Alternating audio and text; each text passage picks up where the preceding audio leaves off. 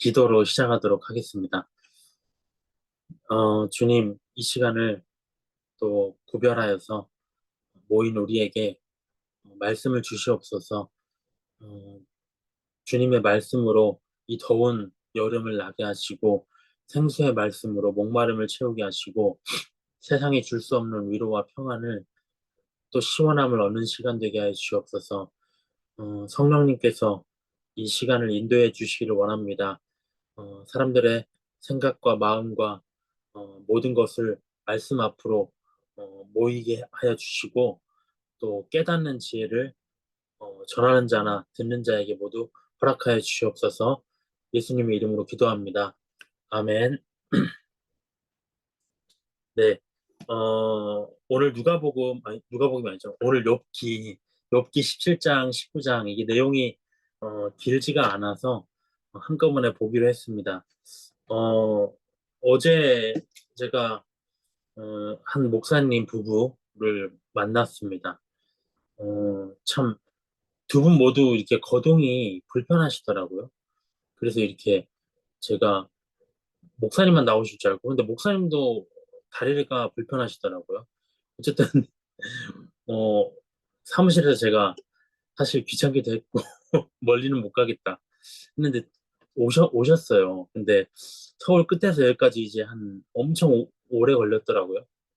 이렇게 오셨는데, 와서 이제 어, 격려해 주시고요. 제가 있는 사무실까지 와서 그 주변에서 식사하고요. 그래서 제가 이렇게 대접하려고 이제 소고기 집도 가고 당당히 시키고 막 이렇게 했는데 사모님이 어제 화장실 갔다 오신다더니 또 계산도 다 하셨더라고요. 그래서 아, 이거 참 몸둘 바를 이 나이 드신 분들을 불러서 또 이렇게 얻어먹는 이런 상황이 참 몸둘 바를 모르겠더라고요. 그래서 감사하다는 말씀을 또 전했는데 다른 이유가 있어서 오시다기보다도 그냥 얘기를 쭉 들어보면 그런 거죠. 이제 그분들의 눈에는 그러니까 어떤 젊은 사람이 이렇게 한국에서 쉽지 않은 이 말씀을 한 절 한 절 가르치고 이 길을 가겠다고 하니 기특한 거죠. 이제 그러면서 사역에 관한 여러 가지 말씀들을 이제 나누고 했는데 참 흥미로운 말씀이 하나가 있더라고요. 원래 부르심에 대해서 얘기를 하면서 어떤 사람이 이렇게 부르심을 받으면 어떤 사람이 이렇게 생각한다는 거죠. 온 일생을 그러니까 온 일생이 1년이라면 12월 31일 거의 12시 12시 59분까지 다 사역을 해야 될 것 같지만 그게 아닐 수 있다는 거죠. 부르심을 받은 사람들마다 시기가 있을 수 있다. 어떤 사람은 100년을 쓰실 수도 있고요. 어떤 사람은 50년, 어떤 사람은 10년, 뭐 어떤 사람은 1년이 될 수도 있고 또 몇 달, 며칠 이렇게 될 수도 있는 거다. 이런 얘기를 또 하시더라고요.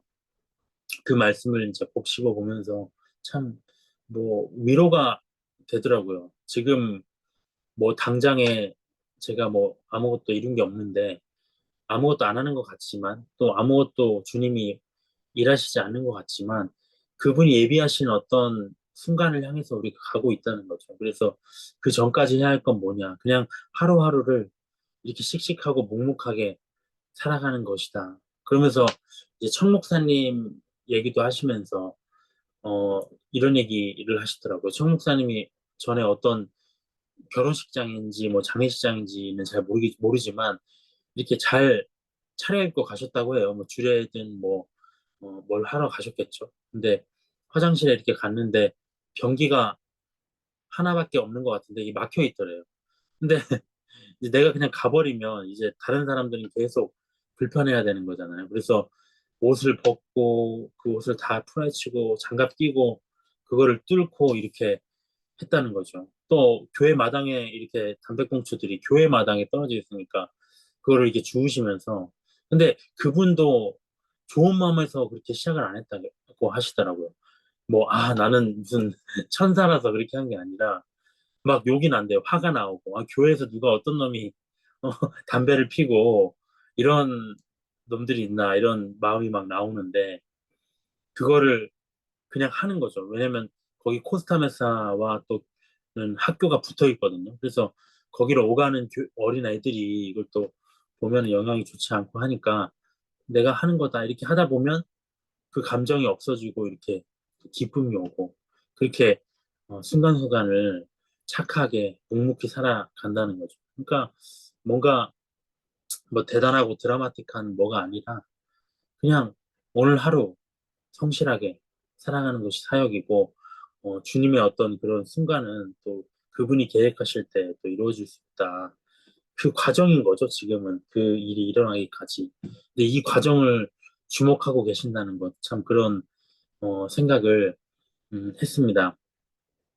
그래서 이렇게 식사 한 끼 하고 이제 커피 한 잔 하고 돌아가시는데 이분들이 이제 쩔룩거리면서 오세요. 쩔룩거리면서 지하철 내려가시더라고요. 참, 아유, 이게 좀 죄송하고 몇 시간 지하철 타고 오셨는데 사랑의 수고잖아요. 참 눈물 나더라고요. 뭐지? 이분들하고 내가 어떤 깊은 교제를 나눈 것은 아닌데, 어, 근데 오늘 본문에 욥의 절규에 이런 게 있거든요. 나의 손을 잡아줄 자가 누굽니까? 이런 얘기를 하거든요, 욥이. 누가 우리의 손을 지금 잡고 있을까요? 또 우리는 누구의 손을 잡아야 될 것인가? 이런 생각들을 좀 많이 해보는 시간이었습니다. 오늘 욥기 17장부터 19장을 보도록 할게요. 성경책이 있으신 분들은 펴주시고요. 또 없으신 분들은 제가 읽도록 하겠습니다. 욥기 17장, 19장, 17장입니다. 나의 기운이 쇠하였으며 나의 날이 다하였고 무덤이 나를 위하여 준비되었구나. 나를 조롱하는 자들이 나와 함께 있으므로 내 눈이 그들의 충동함을 항상 보는구나. 청하건대 나에게 담보물을 주소서. 나의 손을 잡아줄 자가 누구리이까? 여기서 바로 나오네요. 그러니까 욥이라는 인물이 어떤 상황이냐면 성경에서 가장 고난을 받았던 인물입니다. 혹시 욥이라는 인물을 처음 보신 분들도 있을 것 같아서 설명을 드리면 이 욥이 하나님 안에서 축복을 받고 잘 살던 인물이었어요. 근데 어느 날 갑자기 집안이 망하고 사람이 죽고 자식들이 다 죽고 이런 끔찍한 재앙을 받았습니다. 그래서 너무 괴로운 거예요. 근데 괴로운 상황 속에서 가만히 있어도 괴로운데 친구라는 사람들, 특별히 하나님을 믿는다고 하는 사람들이 와서는 뭐라고 하냐면 우리가 만약에 누군가 재앙을 만난 사람을 위로할 때 어떻게 하겠습니까? 아, 어떡하냐. 내라. 잘 될 거다. 이렇게 얘기를 해야 되잖아요. 근데 크리스천이라는 사람이 뭐라고 하냐면 가가지고 너 있잖아. 네가 죄 잘못했으니까 그렇게 재앙을 만난 거지. 네가 뭔가 죄를 지었으니까 네 집안에 그렇게 안 좋은 일이 생기고 자식들이 다 죽고 이런 일 생긴 거 아니냐? 회개해라 이런 얘기 했다는 거죠. 진짜 친구 만나 싶잖아요. 근데 욥이 지금 그 얘기를 들으면서 너무 괴로운 거예요. 자기는 하나님 안에서 의롭게 산다고 열심히 살았는데 정말 세상에는 악인들이 더 많은 판을 치는데 왜 하나님은 나에게만 고난을 주실까? 왜 나일까 하필이면? 왜 인류의 모든 사람들을 죄의 손으로 이렇게 그 나열해가지고 죄가 가장 많은 사람부터 재앙을 내려주셔야지. 나는 하나님을 믿고 내가 정말 열심히 거룩하게 산다고 노력을 해서 살았는데 하나님 잘 믿었는데 왜 이런 재앙을 만났냐는 거죠. 그 딜레마에 빠져 있는 상황입니다. 그래서 지금 욥이 이렇게 얘기합니다. 정말 무덤이 나를 위해 준비된 것 같다. 근데 더 힘든 건 뭐냐면 나를 조롱하는 자들이 내 옆에 있다. 나를 막 충동질 한다는 거죠. 열받게, 화나게. 그러면서 3절에 담보물을 좀 주세요. 나의 손을 잡아줄 자가 누굽니까? 이걸 하나님께 기도하는 겁니다. 어떤 담보물을 달라는 걸까요? 하나님이 아직 나와 함께 계시다는 증거를 좀 주세요. 이런 거죠. 우리가 고난받을 때, 특별히 크리스천이 고난받을 때 이런 생각 들잖아요. 어떤 일이 잘못되고 하나님의 관계에서 어떤 재앙을 만나고 했을 때, 아니, 교회 잘 다니는데 왜요? 하나님 저 버리셨나요? 이런 기분을 느낄 때가 있잖아요. 사람들이 와서 막, 너 네가 그렇게 사니까 재앙을 맞는 거지 할 때, 버려진 기분 들지 않겠습니까? 근데, 어, 우리는, 욥은 그렇지 않지만, 우리가 만약에 죄를 짓고 그런 재앙을 만났다면 더 하겠죠.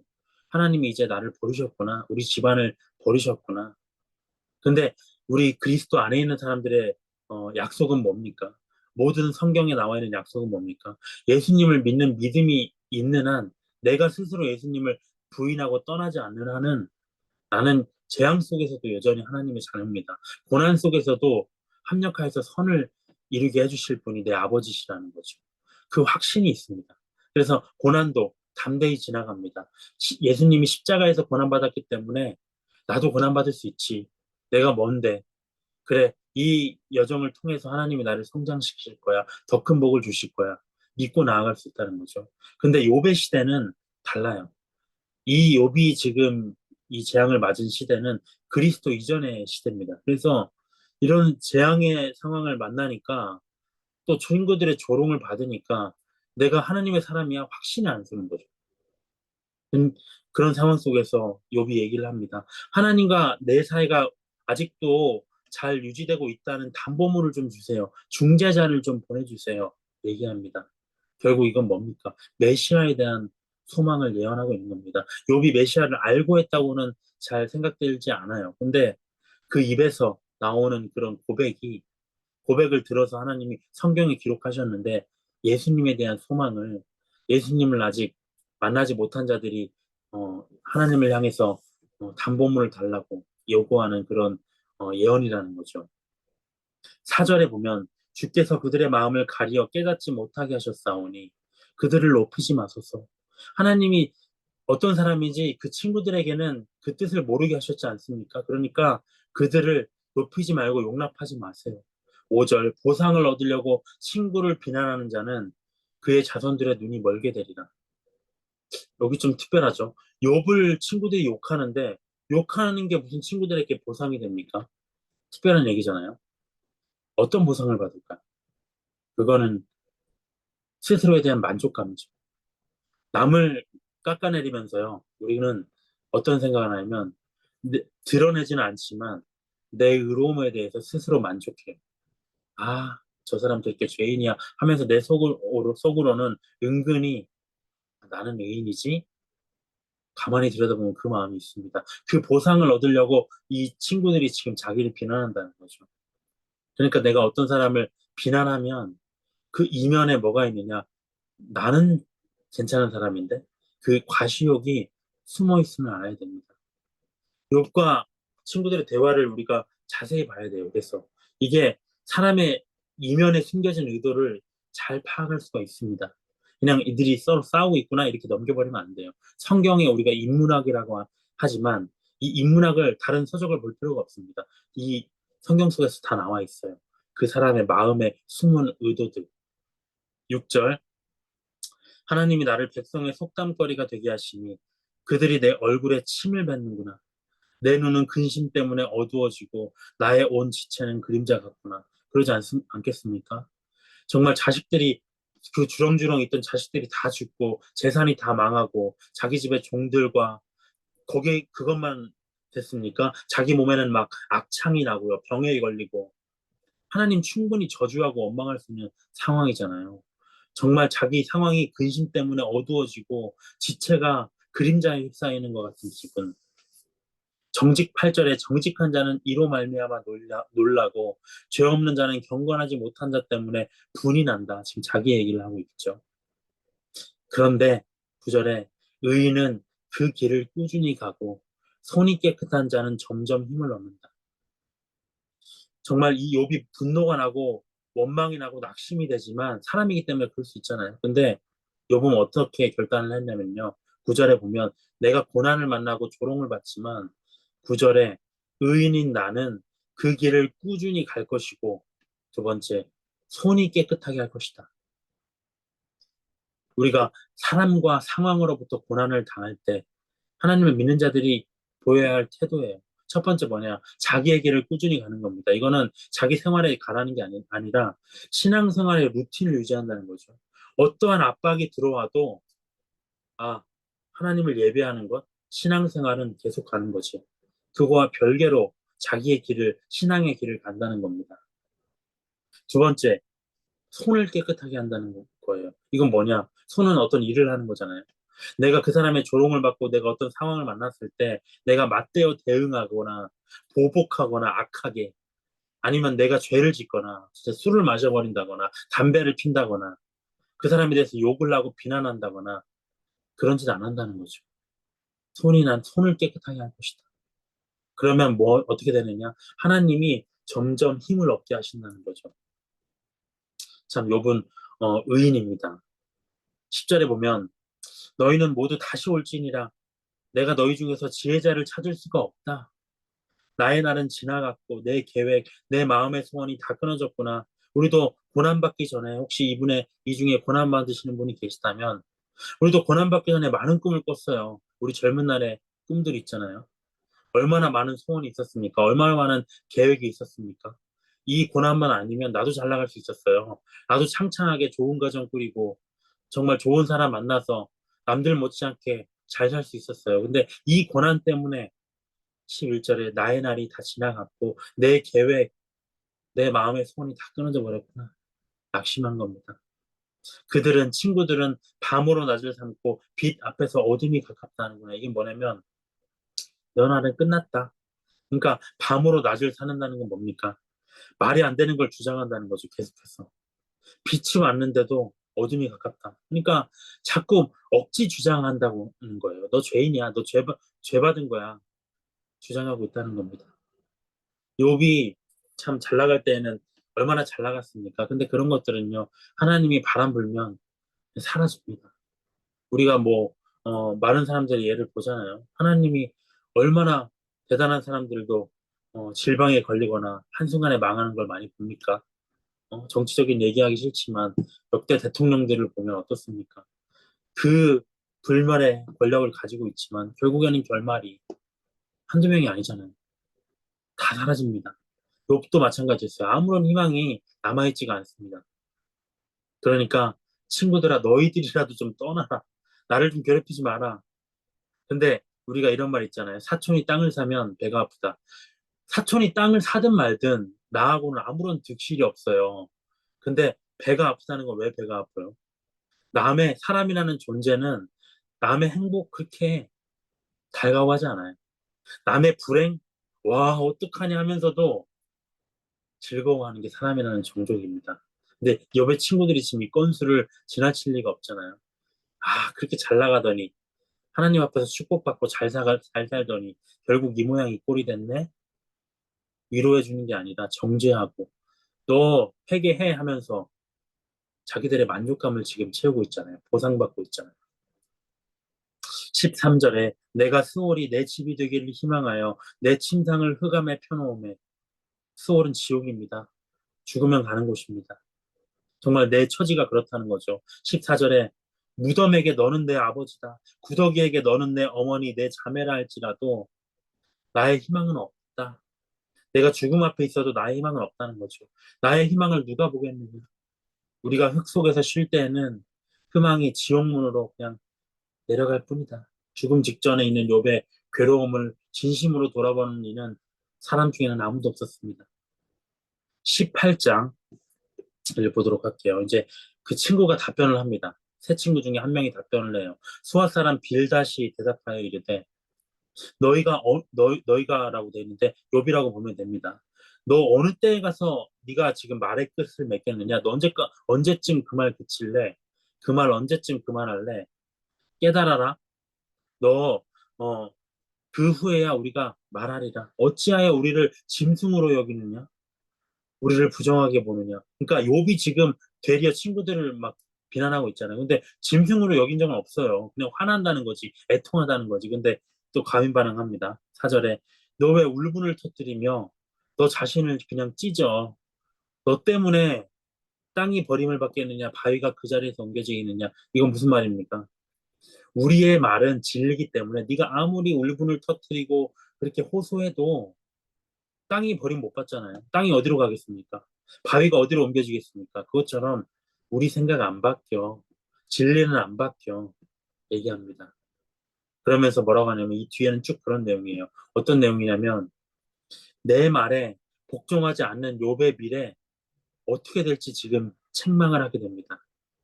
그 내용이 정말 끔찍하게 나와요. 5절에 보면 친구가 욥을 지금 책망하는 거예요. 재앙 속에 있는 고난 중에 있는 나에게 지금 누가 와서 이렇게 얘기한다고 한번 생각해 보세요.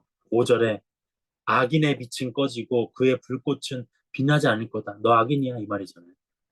그의 장막 안에 빛은 어두워지고 그 위에 등불은 꺼질 것이요 그의 활기찬 걸음이 피곤하여지고 그가 마련한 꾀에 스스로 빠질 것이니 이는 그의 발이 그물에 빠지고 올가미에 걸려들며 그의 발뒤꿈치는 덫에 치이고 그의 몸은 올무에 얽힐 것이며 그를 잡을 덫이 땅에 숨겨져 있고 그를 빠뜨릴 함정이 길목에 있으며 무서운 것이 사방에서 그를 올라가게 하고 그 뒤를 쫓아갈 것이며 그의 힘은 기근으로 말미암아 쇠하고 그 곁에는 재앙이 기다릴 것이며 질병이 그의 피부를 삼키리니 곧 사망의 장자가 그의 지체를 먹을 것이며 그가 의지하던 것들이 장막에서 뽑히며 그는 공포의 왕에게로 잡혀가고 지금 이게 할 소리입니까? 욥이 고난받고 있는데요. 친구가 와서 너 그러다가는 그렇게 회개 안 하다가는 너 사망이 와서 너를 먹어버릴걸? 너 덫에 빠지는 사람처럼 정말 인생이 망가질걸? 이 얘기하고 있는 겁니다. 15절에 그에게 속하지 않은 자가 그의 장막에 거하리니 유황이 그의 처소에 뿌려질 것이며 집안이 망한다는 거죠. 밑으로 그의 뿌리가 마르고 위로는 그의 가지가 시들 것이며 그를 기념함이 땅에서 사라지고 거리에서는 그의 이름이 전해지지 않을 것이며 반대가 되었죠. 지금 이 시대까지도 의인 욥의 이름은 남아 있습니다. 18절 그는 광명으로부터 흑암으로 쫓겨 들어가며 세상에서 쫓겨날 것이며 그는 그의 백성 가운데 후손도 없고 후회도 없을 것이며 태가 끊길 거라는 거죠. 그가 거하던 곳에는 남은 자가 한 사람도 없으리라. 그의 운명에 서쪽에서 오는 자와 동쪽에서 오는 자가 깜짝 놀라리라. 욥의 멸망이 너무 충격적이어서 세상 모든 사람들이 놀란다는 거죠. 참으로 불의한 자의 집이 이러하고 하나님을 알지 못하는 자의 처소도 이러하니라. 너 집 망할 거야 그렇게 살다가는. 너 이 정도가 끝난 줄 아냐? 너 재앙은 계속될 거야 이렇게 얘기하는 겁니다. 왜? 우리 말 안 듣고 회개 안 하기 때문에. 근데 이 정도면은 책망이 아니라 거의 저주잖아요. 그러니까 우리 크리스천들이 정말 남을 책망할 때 매우 신중해야 됩니다. 매우 신중해야 돼요. 우리가 성경적인 어떤 형제가 죄를 지었어요. 죽을 죄를 지었어요. 근데 그 죽을 죄가 그 죄값은 누가 왔습니까? 그 형제가 사실 받아요. 자기 자신이 받게 돼 있어요. 가장 괴로운 사람은 자기 자신입니다. 그러니까 그런 와중에 있는 사람에게 우리가 비난하고 악독의 말을 쏟아내면 아프잖아요. 근데 사역을 하는 입장에서는 참 이런 균형을 지키기가 쉽지가 않은 것 같아요. 왜냐, 조금만 내가 더하면 여기처럼 지금 요배 친구들처럼 뭔가 비난하는 것이 되고 아프게 하는 것 같고요. 내가 그러면 저 사람 죄짓든지 말든지 간에 알아서 살아가라. 네 인생 네 인생이지 하고 덜하고 무관심하면 이건 냉소적이잖아요. 또그 냉소적으로 올라가요. 네 인생 뭐 어떻게 되든 관심 없고 나는 천국 가는데 뭐 넌 지옥 가든 말든 이렇게 돼버린다는 거죠. 간섭을 해도 문제. 너무 간섭을 안 해도 문제. 이게 사역의 참 어려움입니다. 그렇기 때문에 이 책망에 있어서 균형을 유지하려면 어떻게 되느냐? 성경 말씀들을 마음에 잘 담아둬야 돼요. 데살로니가후서 3장 14절 15절에는 이런 말씀이 있습니다. 누가 이 편지 바울의 서신입니다. 성경책에 기록된 우리 말을 순종하지 않거든 그 사람을 지목해서 사귀지 말고 그로 하여금 부끄럽게 해라. 너 왜 그런 죄지요? 너같이 죄 짓는 사람하고는 안 어울려 이렇게 하라는 거죠. 근데 무슨 말이 있냐면 원수와 같이 생각하지 말고 그래도 형제같이 권면해라 합니다. 원수와 같이 생각하지는 말라고 하죠. 마음속에 긍휼함을 잃지는 말라는 겁니다. 그가 죄지었을지언정 원수는 아니라는 거죠. 갈라디아서 6장 1절에는 이런 말도 있어요. 형제들아 사람이 만일 무슨 범죄한 일이 드러나면 신령한 영적인 너희는 온유한 심령으로 그러한 사람을 바로잡고 여기까지는 좋습니다. 너 그렇게 하면 안 돼. 이렇게 바로잡으라는 거죠. 근데 너 자신을 살펴보아 너도 시험 받을까 두려워하라. 첫 번째 조건은 온유한 심령. 막 분노하고 저주하고 화내면서 그렇게 하지 말고 온유한 마음으로 너 왜 그래? 그러면 안 되잖아. 이렇게 얘기하라는 거죠. 또 하나는 너 자신 살펴보라는 거죠. 너는 그보다 낫느냐? 너는 그보다 잘 나가느냐? 잘하고 있느냐? 너 자신 살펴보라는 겁니다. 또 마태복음 18장에는 이러한 고민도 나와 있어요. 성경에. 15절에 보면 네 형제가 죄를 범하면 이 교회 안에 성도에 대한 얘기예요. 너와 그 사람만 상대해서 권고해라. 만일 들으면 네가 형제를 얻을 것이다. 그러니까 어떤 사람이 죄를 지으면 1대1로 얘기하라는 거죠. 그리고 두 번째, 말을 안 들어요. 그러면 한두 사람을 데리고 가서 두세 증인의 입으로 확증을 시키라는 겁니다. 옆에 증인을 데리고 와서 변말을 했는데 그 사람이 말 안 해요.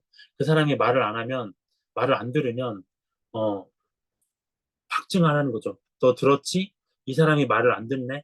너도 이 사실의 증인이야? 이렇게 확증시키라는 겁니다. 근데 일대 다수의 권면도 안 들으면 어떻게 됩니까? 17절에 나와 있어요. 교회의 말하고 교회의 말도 듣지 않으면 이방인과 세리와 같이 여기라. 믿지 않는 자처럼 여기라는 거죠. 세리, 돈을 탐하고 살아가는 세상 사람들처럼 그냥 믿지 않는 사람으로 죄인으로 여겨버리는 거죠. 출교입니다. 근데 여기까지만 딱 하면 정말 좋아요. 그럼 고민할 게 없습니다. 모든 의무를 다 한 거니까요. 근데 성경이 요구하는 균형이 간단하지 않다는 거죠. 27절에서 끝나면 되는데 그 다음 이야기가 또 있어요.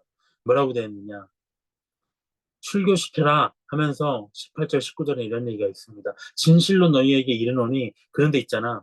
뭐든지 너희가 땅에서 매버리면 하늘에서도 매일 것이요. 무엇이든지 땅에서 풀면 하늘에서도 풀리리라. 이 말은 무슨 말입니까? 교회는요.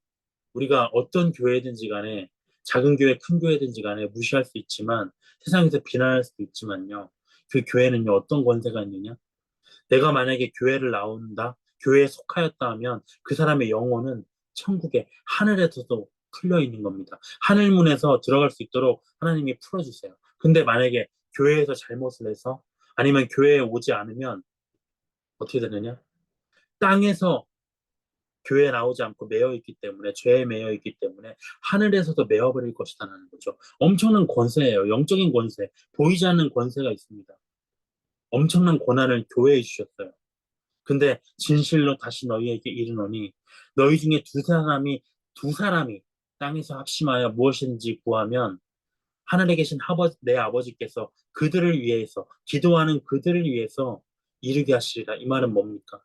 출교시켜. 근데 네가 출교시켜서 그냥 내버리면 교회에서 쫓아내버리면 그 사람의 영혼은 하늘에서 메인다.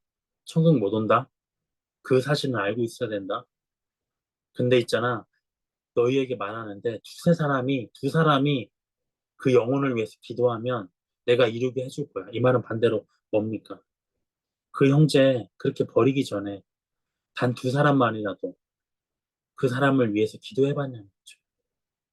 만약 그 형제가 내 영혼이라고 생각해보면, 내 혈육이라고 생각해보면, 그 사람이 당장 지옥과 천국문에 경계에 있다고 봤을 때 내 눈이라도 빼줘서 그 영혼을 구했을 거잖아요.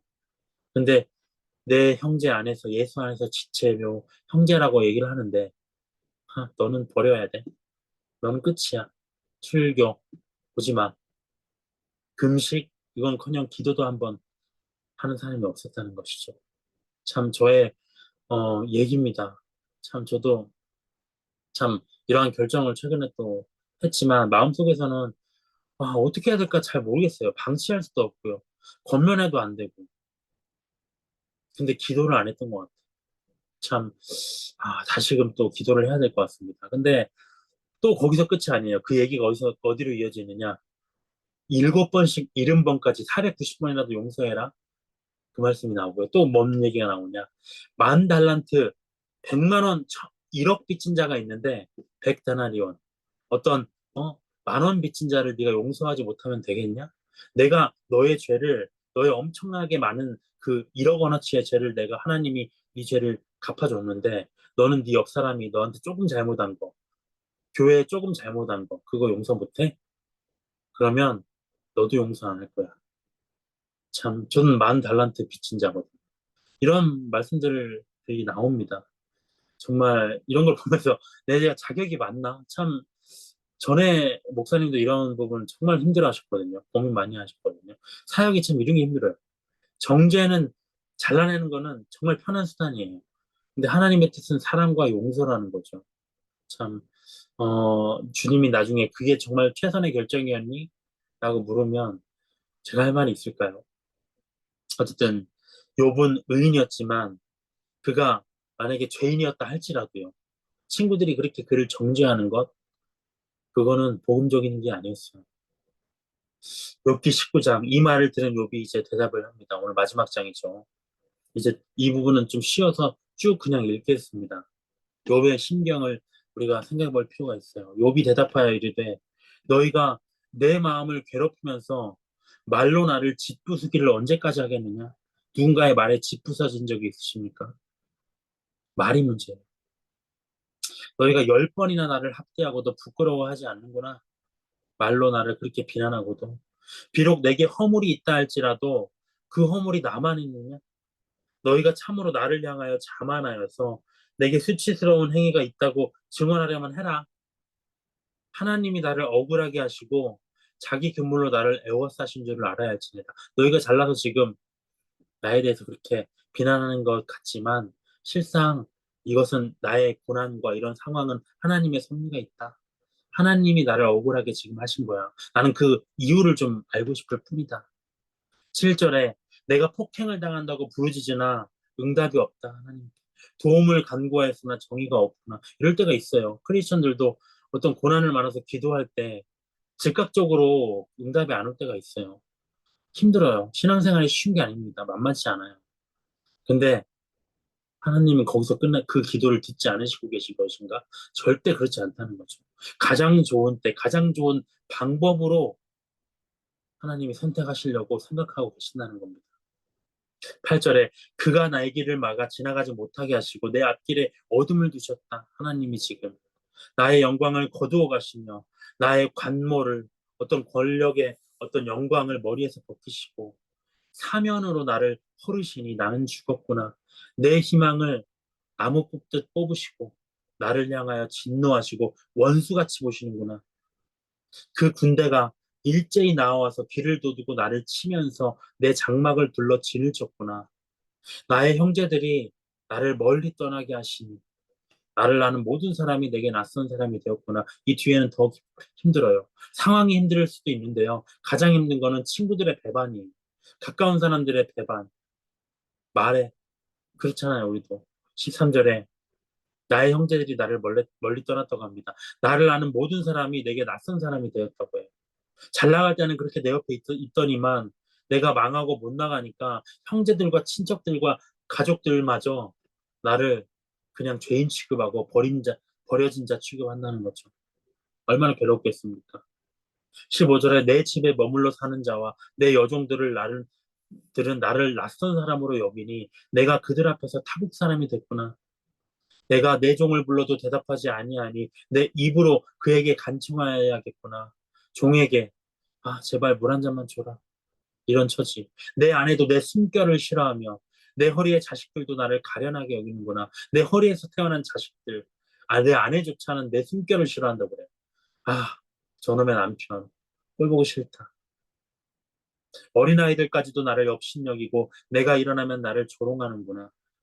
야, 저 사람이 망한 사람이래. 애들이 그렇게 얘기하는 거죠. 야, 저 사람이 하나님께 저주받은 사람이래. 죄가 많아가지고 우리 엄마가 그러던데. 이런 조롱받는 거예요. 나의 가까운 친구들이 나를 미워하며 내가 사랑하는 사람들이 돌이켜 나의 원수가 되었구나. 내 피부와 살이 뼈에 붙었고 몸도 지금 망가졌어요. 남은 것은 겨우 잇몸뿐이구나. 나의 친구야. 너희는 나를 불쌍히 여겨다오. 나를 불쌍히 여겨다오. 하나님의 손이 나를 치셨다. 너희가 어찌하여 하나님처럼 나를 박해하느냐. 내 이 망가진 내 몸을 보고도 부족하느냐. 나의 말이 이 억울함이 좀 기록돼 있으면 좋겠다. 책에 써졌으면 좋겠다. 실제로 책에 써졌습니다. 이렇게 철필, 쇠로 만든 펜으로 납으로 영원히 돌에 새겨졌으면 좋겠다. 너무 억울하다는 겁니다. 더 이상의 뭐 첨언이 불필요하죠. 욥의 절규. 나를 불쌍히 여겨줘라. 나를 불쌍히 여겨줘. 제발. 절절하게 와닿습니다. 이런 고통을 막 쏟아내는 기도 아닌 기도를 하는데 욥은 자신은 몰랐을 것 같아요. 근데 특별한 고백이 나와요. 하나님의 영이 임한 것이라고 저는 생각을 합니다. 25절에 어떤 고백을 하냐. 내가 알기에는 나의 대속자가 살아계시니 마침내 그가 땅 위에 서실 것이라. 내 가죽이 벗김을 당한 뒤에도 내가 육체 밖에서 영으로라도 죽은 후에도 영으로라도 하나님을 볼 것이다. 내가 그를 보리니 내 눈으로 그를 보기를 낯선 사람처럼 하지 않을 것이라. 내 마음이 초조하구나. 왜 초조합니까? 그 분을 만나고 싶어서 마음이 빨리 보고 싶어서 초조하다는 거죠. 욥이 보고 싶어하는 사람은 누굽니까? 예언하는 사람은 누굽니까? 땅 위에 서실 대속자, 나의 죄를 대신 속, 대속하신 분, 대신 내 죄값을 치르신 분, 사면해 주신 분, 하나님, 예수님입니다. 예수님. 예수님을 보고 싶다는 거예요. 그분만이 나를 온전하게 이해하고 위로할 수 있기 때문에 어느 순간 그 정말 예언처럼 말의 고백이 나온 겁니다. 28절에 너희가 만일 이르기를 우리가 그를 어떻게 칠까 하며 또 이르기를 이의 뿌리가 그에게 있다 할진대 너희는 칼을 두려워할지니라 분노는 칼의 형벌을 부르나니 너희가 심판장에 있는 줄을 알게 되리라. 물론 욥의 얘기겠죠. 욥의 재앙이 일의 뿌리 원인이 욥이 이렇게 당한 일의 원인이 너 자신에게 있다라고 주장하는 친구들에 대해서 얘기하는 거예요. 자꾸 일의 뿌리가 나한테 있다고 하는데 너는 칼을 당할 거야. 심판장이 너를 책망할 거야 라고 얘기하지만 한편으로는 이 전구들과 이어져서 예수님의 십자가 죽음을 예언하는 것 같아요. 사람들이 이렇게 얘기하잖아요. 예수님 어떻게 칠까? 무슨 명목으로 좀 칠까? 일의 뿌리, 어떤 좀 뿌리를 잡아서, 꼬투리를 잡아서 그를 죽일까? 이렇게 고민했었잖아요. 유대인들이. 그렇게 하다가 죽음 당하셨습니다. 죄 없이 욥의 상황과 비슷하죠. 그리고 예수님을 십자가에 죽인 세상 이스라엘 사람들은 어떻게 됐습니까? 심판장 하나님의 분노와 칼의 형벌을 당하게 되었고요. 당하게 될 것입니다. 우리가 역사 속에서 예수님을 십자가에 못 박은 유대인들, 이스라엘이라는 나라, 지금은 잘 나가지만 과거에는 어땠었는지 형벌을 받았어요. 이 예언대로. 로마와 독일 나치를 거치면서 민족이 다 망하고 나라가 없어지고 우리나라보다 더한 식민지를 겪었습니다. 아예 나라가 없어졌어요. 근데 앞으로 또 다가올 7년 대환란에서 이 적그리스도라는 인물에 의해서 또 한 번 고난을 당하게 될 것입니다. 예수님을 믿지 않는 세상도 마찬가지지만요. 이건 친구들에 대한 경고이기도 하지만 메시아에 대한 예언이다. 또 이스라엘의 운명에 대한 예언이다라고 우리가 볼 수도 있을 것 같습니다. 오늘의 내용들, 많은 내용들을 봤지만 참 17장 3절에 서두에 나왔듯이 나의 손을 잡아줄 자가 누굽니까? 우리도 이럴 때 많잖아요. 내가 어려울 때. 각박하고 힘든 세상이잖아요. 누가 우리의 손을 잡아줄까요? 참 교회가 세상까지는 우리가 못 품어도 서로에게는 교회 안에 있는 형제 자매들에게는 힘이 돼줘야 되는데 저라도 손을 잡아줘야 되는데 참 불성실해요. 날이 더워서 그런지 정말 뭐 그렇게 지치고 피곤합니다. 참 열심을 내야 되는데 마음도 좀 늙어가는 것 같아요. 어찌 보면은 정말 전에 돌아가신 목사님의 말년보다도 못한 거 아닌가라는 생각을 합니다. 성령 세례가 필요해요. 권능이 필요한 것 같습니다.